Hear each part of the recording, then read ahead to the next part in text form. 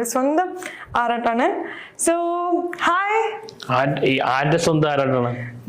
നമ്മുടെ എല്ലാവരുടെ everyone's. Okay okay. And what are you doing right now? ആളെ വേണ്ടത്ര പരിചയമില്ലാന്ന് തോന്നുന്നു. Currently I'm doing PhD in philosophy of science. Is this Philosophy of science. Basically I am engineer.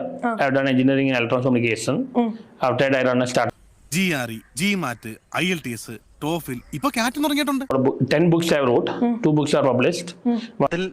ലോകപ്രസിദ്ധമായ 2 പ്രബന്ധങ്ങൾ ഇവന്റെയാ.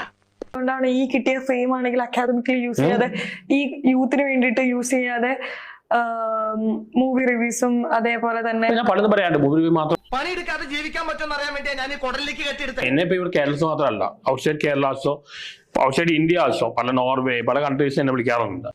ലോകപ്രസിദ്ധനാ തനി രാവണൻ. ഇവിടെ US, UK, Germany, Italy എല്ലായിടത്തും മലയാളീസിനെ അറിയാം.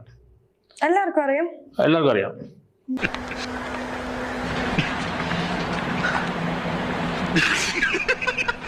ഇപ്പൊ എന്ത് ചെയ്യാൻ, ആൾക്കാർക്ക് വേണ്ട നെഗറ്റീവാണ്. ഇപ്പൊ തന്നെ ഇവര് ഈ അന്ന് എത്രയോ വീഡിയോസ് എടുത്തു, അത് വൈറലായത് ഏതാണ്?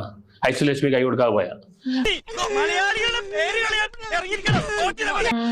നരസിംഹം എന്ന മൂവി പലർക്കും ഇഷ്ടപ്പെട്ട മൂവിയാണ്, പക്ഷെ എനിക്ക് ഇഷ്ടപ്പെട്ടില്ല.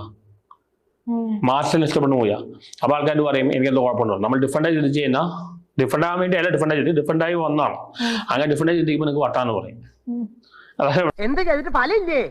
ചപ്പെന്നുള്ള വിളിയാ ബാക്കി. ദേശം മെന്റൽ ഉണ്ടോ എനിക്കിന്ന് സംശയിക്കുന്നവരുണ്ടേ. വെറുതെയാ, എനിക്കൊരു കുഴപ്പമില്ല.